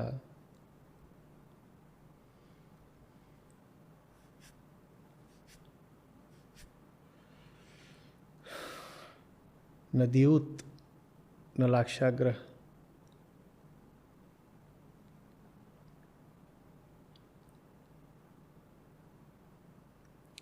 युद्धों से सदा कतराते रहे।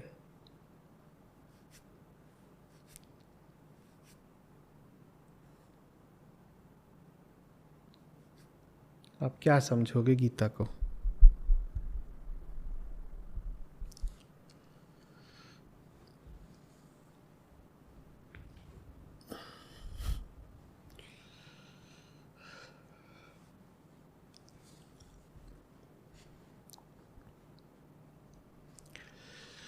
जो साधारण मानवीय कमजोरियों से ऊपर वरीयता देता हो किसी और चीज को, उसके लिए कुछ आशा है।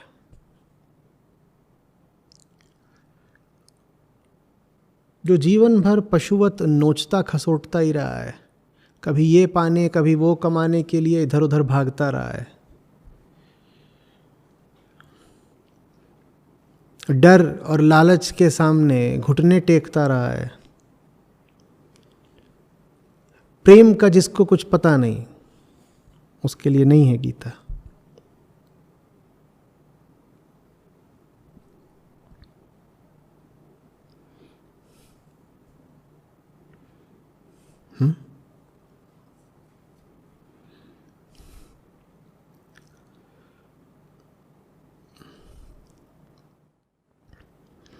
केशव, मैं तो खड़े रहने में भी असमर्थ हो रहा हूँ, मेरा मन घूम सा रहा है और मैं न जाने कितने विपरीत लक्षण माने अपशकुन आदि देख रहा हूँ।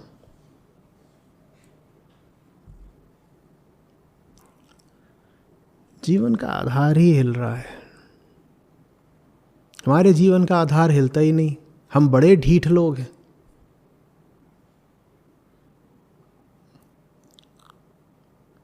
न जाने किस ईंट पत्थर से बना है हमारे अहंकार का किला। ढहना तो दूर है, वो कभी कांपता नहीं। स्थितियां हो, संयोग हो, गुरु हो, ज्ञान हो, कोई कितना भी चोट कर ले हमारे अहंकार पर,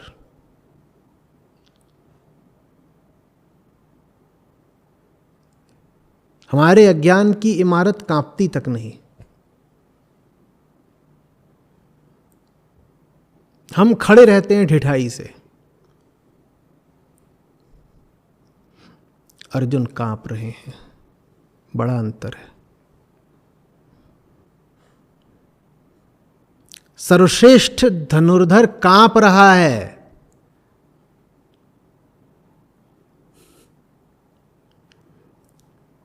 और कांप बस शरीर से नहीं रहा, मन कंपित है। और बस मन ही नहीं कंपित है, मन का केंद्र कंपित है। हमारा केंद्र कभी कांपता नहीं। हमें पूरी आश्वस्ति की है कि हम जैसे हैं हम ही ठीक हैं, अपने हिसाब से चलेंगे। अर्जुन का सब हिसाब किताब अभी गड़बड़ा गया है। हमारा हिसाब किताब अडिग रहता है। मैं ठीक हूँ, मैं अपने हिसाब से चलूँगा। हमारे जीवन में वो एक खास पल आता ही नहीं जब लगे कि पांव तले ज़मीन खिसक गई, आधारहीन हो गए। हमारा आधार अहंकार ही होता है ना। हमारे जीवन में वो पल ही नहीं आने आता कि जब हम आधारहीन हो जाएं। ऐसा लगे जैसे दम घुट रहा हो, जीवन छिन रहा हो। वो घड़ी हम आने ही नहीं देते। कुछ हो जाए हमें कोई अंतर नहीं पड़ता।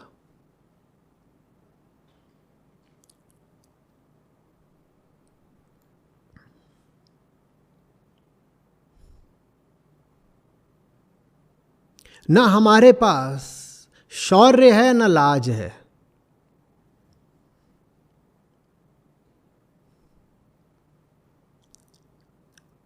हमारे पास न प्रेम है न दुख है।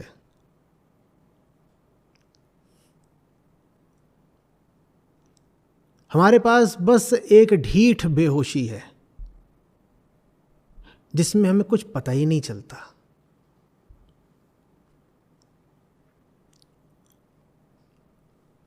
उस बेहोशी को ही हम बनाए रहते हैं क्योंकि उस बेहोशी में ही हमारे लिए सुख है। बेहोशी उतरेगी, बड़ा गहरा दुख लगेगा। उस दुख की अपेक्षा में बेहोशी बेहतर है, बेहोशी में सुख है।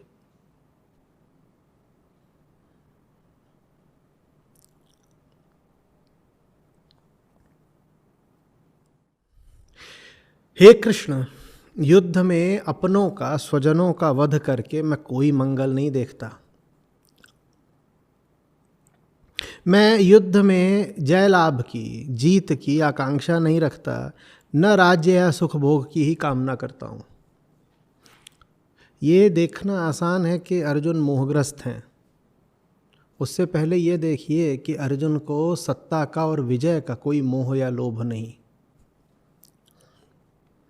यदि अर्जुन को लोभ इस वक्त है भी तो स्वजनों की प्राण रक्षा का। और इतिहास गवाह है कि महल और सत्ता और धन में ऐसा नशा होता है कि लोगों ने स्वजनों की हत्या करने में भी संकोच नहीं करा है। सिंहासन के लिए भाई ने भाई को और बेटे ने बाप को मारा है।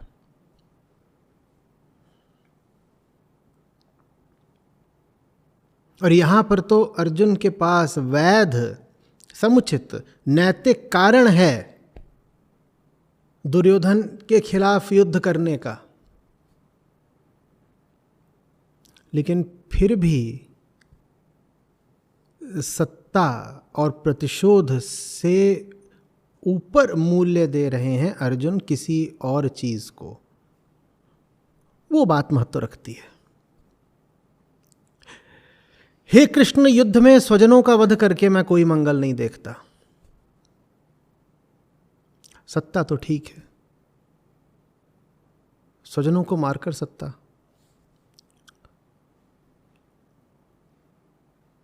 सत्ता के प्रति एक निर्मोह है, वो भी देखिए। स्वजनों के प्राणों के प्रति मोह है, ये तो दिख रहा है, पर सत्ता के प्रति एक अनासक्ति भी है, एक निर्मोहता भी है, वो भी देखिए। वही अर्जुन को अधिकारी बनाती है गीता का। देखिए, गीताएं संयोग नहीं होती, कोई गीता कभी संयोग नहीं होती।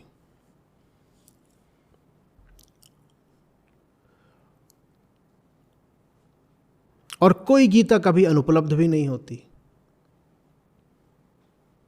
आपकी तैयारी हो जाए तो गीता आपको अभी उपलब्ध हो जाए, हमारी तैयारी नहीं होती। और तैयारियां कोई संयोग की बात नहीं होती, तैयारियां चुनाव की बात होती हैं। चैतन्य चयन करना पड़ता है गीता का। तो पहली बात, आपकी ओर से एक चैतन्य तैयारी, एक होश पूर्वक किया गया चुनाव हो। और दूसरी बात, कृष्ण की ओर से कोई विलंब या अवरोध नहीं है। जिस क्षण आपकी तैयारी पूरी हो गई, जिस क्षण आपका चुनाव निर्दोष हो गया, गीता जैसे तैयार खड़ी आपको मिल जाएगी।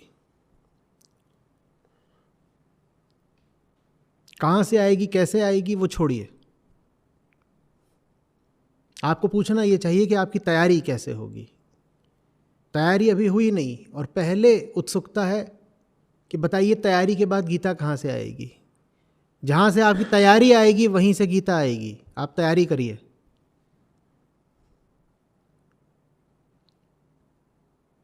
और तैयारी आपकी नहीं है तो आप जीवन भर पाठ करते रहिए गीता का, आपको कुछ नहीं मिलेगा। अधिकांश लोगों को कुछ नहीं मिलता। एक से एक गीता शास्त्री बैठे हैं, जीवन उनका धूल धूसरित ही रहता है, कोई चमक नहीं, कोई निर्मलता नहीं।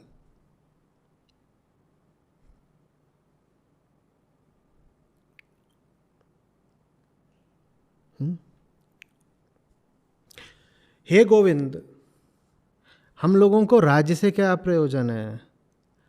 हमें विषय भोगों से या जीवन से भी क्या लेना है? ये योद्धा के नहीं, ये एक सन्यासी के वचन प्रतीत हो रहे हैं।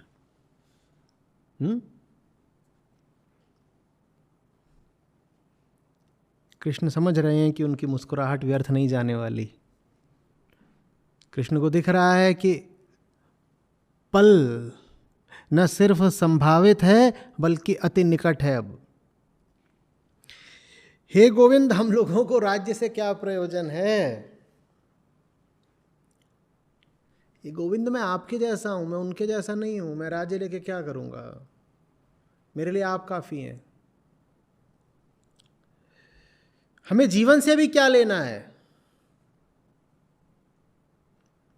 एक योद्धा कई बार ये कहता मिलेगा कि क्या लेना देना है जीवन से, पर वो ऐसा कहता है जब उसे शत्रुओं के तीर झेलने होते। वो कहता है कि जो मुझे चाहिए उसके लिए मैं मर भी जाऊं तो मरना स्वीकार है, पर जिस चीज़ पर मेरी दृष्टि है, जिस वस्तु का मुझे लोभ है, जहां मैंने लक्ष्य बनाया है, वो तो मुझे चाहिए, भले ही उसके लिए जीवन गंवा दूं। अर्जुन की हालत बिल्कुल उल्टी है। अर्जुन कह रहे हैं उनको नहीं मारूंगा, वो भले ही मुझे मार दें तो भी स्वीकार है। जीवन बचाने के लिए भी किसी का जीवन नहीं लूंगा, अपना जीवन बचाने के लिए भी किसी का जीवन नहीं लूंगा, भले ही वो दुर्योधन क्यों ना हो, भले ही वो कितना भी दुष्ट क्यों ना हो, दंड नहीं दूंगा।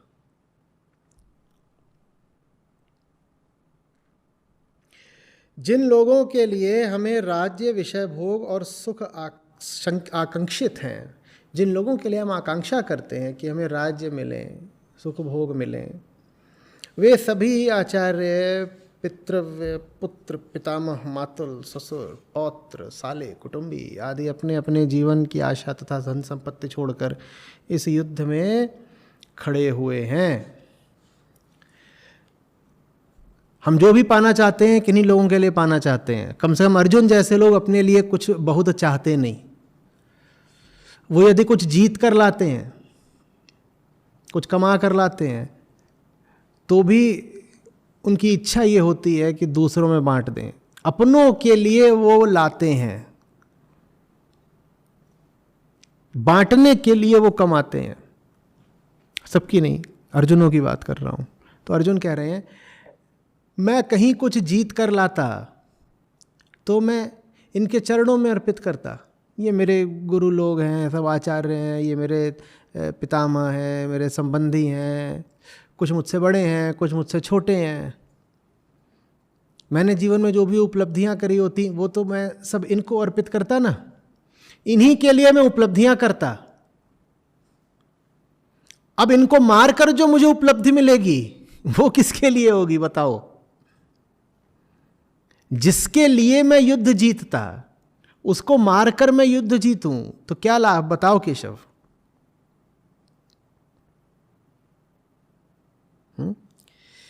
हे गोविंद, हम लोगों को राज्य से क्या प्रयोजन है? हमें विषय भोगों से या जीवन से भी क्या लेना है? जिन लोगों के लिए हमें राज्य, विषय भोग और सुख आकांक्षित हैं, वे सभी आचार्य, पितृव्य, पुत्र, पितामह, मातुल, ससुर, पौत्र, साले, कुटुंबी सब अपने अपने जीवन की आशा, धन संपत्ति छोड़कर इस युद्ध में खड़े हुए हैं।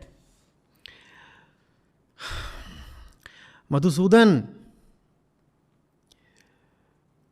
मुझे मारने पर भी अथवा स्वर्ग, मर्त्य और पाताल, इन तीन लोगों का राज्य पाने के लिए भी मैं इन लोगों की हत्या नहीं करना चाहता। ये मुझे मार भी दें, चाहे इनको मारने से मुझे स्वर्ग लोक, मृत्यु लोक, पाताल लोक सब मिलता हो, मैं तब भी इनकी हत्या नहीं करना चाहता। फिर पृथ्वी के एक छोटे से भूखंड को पाने के लिए मैं इनको मारूं, ये क्यों करूं मैं? मुझे 3 लोक मिलते हो, मैं तो भी नहीं मारूं इन्हें। एक राज्य के लिए इनको काहे को मार दूं? मुझे मार भी रहे हो ये, मैं तो भी इनको नहीं मारना चाहता।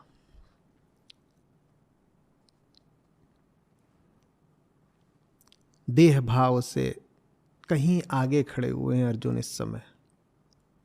न उन्हें अपने देह की रक्षा करनी है, न उन्हें अपने स्वार्थ की रक्षा करनी है। तैयारी बिल्कुल पूरी है। बार बार कह रहे हैं वो मुझे मार भी दें तो भी मुझे उन्हें मारना नहीं है। ये देहाभिमानी नहीं कह सकता। जो देह से अपनी आसक्त हो ये ऐसा नहीं कह सकता।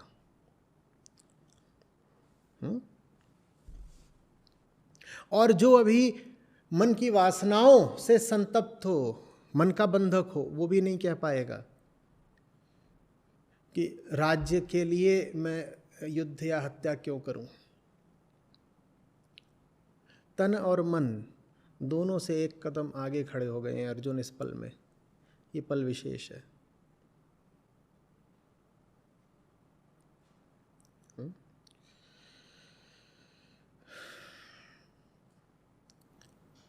हे जनार्दन, धृतराष्ट्र के पुत्रों का वध करके हम लोगों को क्या सुख मिलेगा? इन आतताइयों की हत्या करके हमें पापी ही बनना पड़ेगा। एक तरफ तो कह रहे हैं कि वो आतताई हैं सब, दूसरी ओर कह रहे हैं कि इनको मार के क्या सुख मिलेगा, हम ही पापी हो जाएंगे।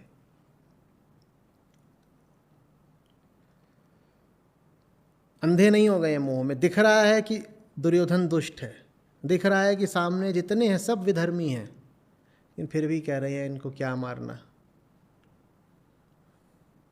कौन सा सुख रखा है इनको मारने में? नहीं कह रहा हूं कि ये श्रेष्ठ हैं इसलिए इनको मत मारो। मैं तो ये कह रहा हूं कि मेरा कोई स्वार्थ नहीं बचा इनको मारने में। अब ये बड़ा विशेष बिंदु है। निस्वार्थ हो गया हूं मैं पहले तीर चलाता था स्वार्थ के लिए। हर योद्धा ने आज तक तीर चलाया है स्वार्थ के लिए। मेरे पास स्वार्थ तो अब नहीं बचा, तो स्वार्थवश इनको नहीं मार सकता मैं। कृष्ण कह रहे हैं अब मैं तुम्हें स्वार्थ और निस्वार्थ से ऊपर एक और कारण देने वाला हूं अर्जुन तीर चलाने का। बस कुछ पल अब प्रतीक्षा करो। एक तीर चलता है स्वार्थ से, वो तीर नहीं चलता जब तुम निस्वार्थ हो जाते हो। तुम कहते हो स्वार्थ में मैं लड़ता था, भिड़ता था, हत्याएं करता था, स्वार्थ का काम था। मैं निस्वार्थ हो गया, मैं तीर कैसे चलाऊं? निस्वार्थ हो जाते हो, तीर रुक जाता है, गति रुक जाती है। कृष्ण कह रहे हैं ना,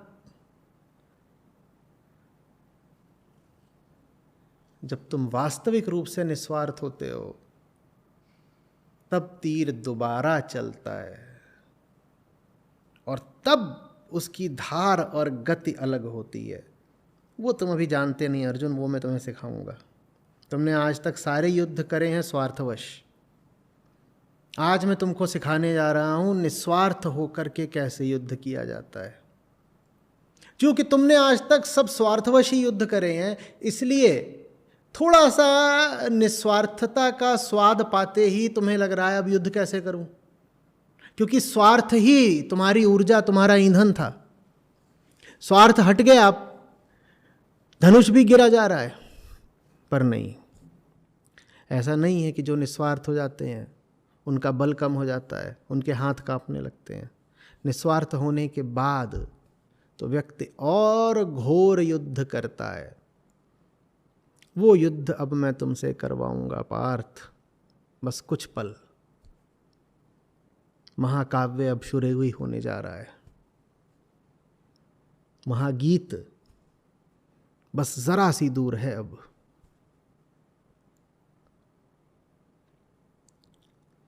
समझ में आ रही है बात?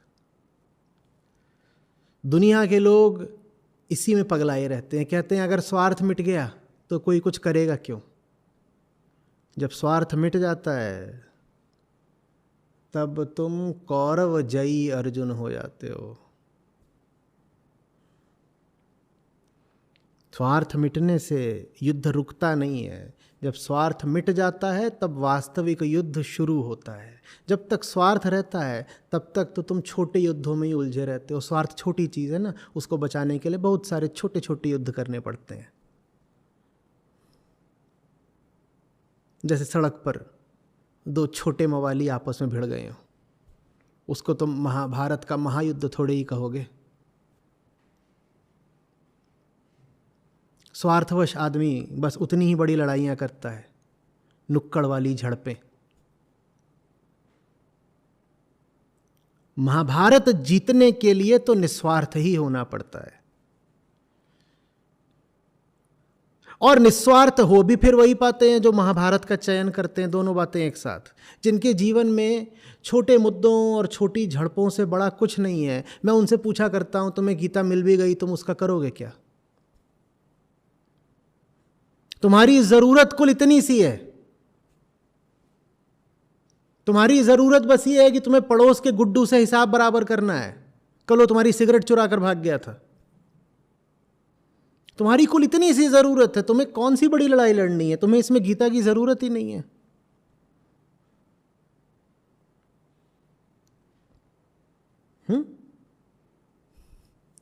मच्छर मारने के लिए क्रूज मिसाइल थोड़ी ही चाहिए होती है।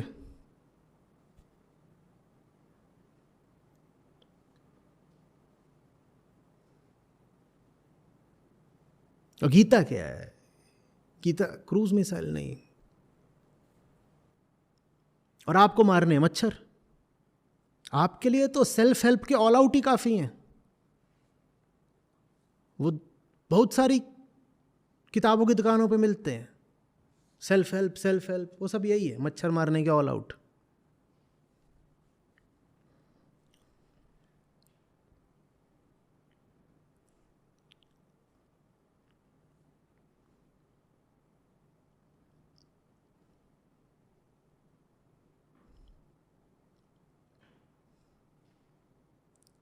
समझ में आ रही बात?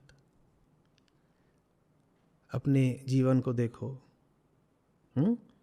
अभी बीते हुए दिन को ही देख लो, तुमने कौन सी बड़ी चुनौती उठाई? गीता तुमको क्यों मिले भाई? आज का ये जो दिन बीत रहा है, मुझे बताओ इस दिन में तुम्हारे सामने बड़े से बड़ा मुद्दा क्या था? तुम रसोई में गए, तुम्हारी दाल कोई और खा गया। आज दाल नहीं मिली है इससे बड़ा कुछ? किसी को बेवकूफ़ बनाना चाहते थे, उसने पकड़ लिया। आज की बड़ी खबर बस यही है, बेवकूफ़ बना रहे थे, धरे गए। तुम्हारी इस जिंदगी में गीता आकर करेगी क्या?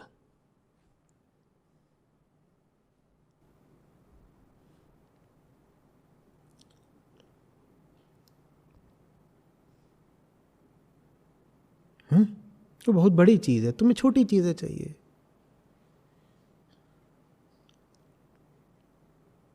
तुम बाजार जाओ, जमाल गोटा लेकर आओ,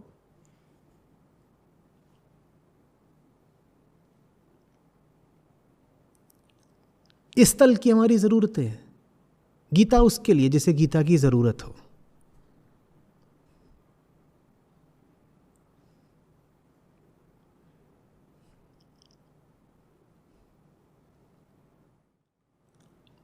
इसलिए हमें धृतराष्ट्र के पुत्रों की हत्या नहीं करनी चाहिए, क्योंकि हे माधव, अपने ही संबंधियों की हत्या करके हम सुखी कैसे रहेंगे?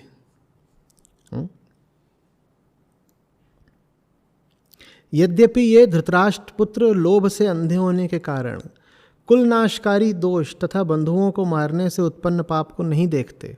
मुझे पता है ये कैसे हैं, ये कुलनाशकारी हैं।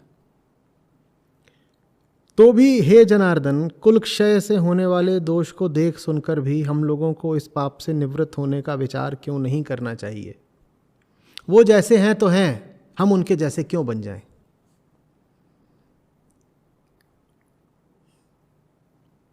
वो दुष्ट हैं, पतित हैं, वो हमें मारने से पीछे नहीं हटेंगे। हम भी उन्हें मार दें यदि तो हम में उनमें अंतर क्या। उदात्त विचार। कृष्ण कह रहे हैं ठीक है, शुरुआत ठीक है, अंत मैं करूंगा। इसी शुरुआत की तलाश थी मुझे, क्योंकि एक चीज है जिसका अंत करना बहुत आवश्यक है, पर उसका अंत मैं स्वयं नहीं कर सकता। मैं भी जैसे पराश्रित हूं, मुझे भी कोई चाहिए होता है जो मुझे एक शुरुआत दे दे। तुम मुझे वो शुरुआत बस दे दो, आगे का काम मेरा है। वो शुरुआत है तो शुरुआत भर ही, पर मिलती नहीं, बड़ी बिरली चीज है। करोड़ों में कोई एक वो शुरुआत दे पाता है। अंत आसान है, वो तो कृष्ण कर देते हैं। आरंभ कठिन है, क्योंकि वो अर्जुन को करना है। आरंभ हमेशा शिष्य करता है, इसीलिए सबसे बड़ी बाधा आरंभ ही है। अंत गुरु के हाथों होता है, वो हो जाता है।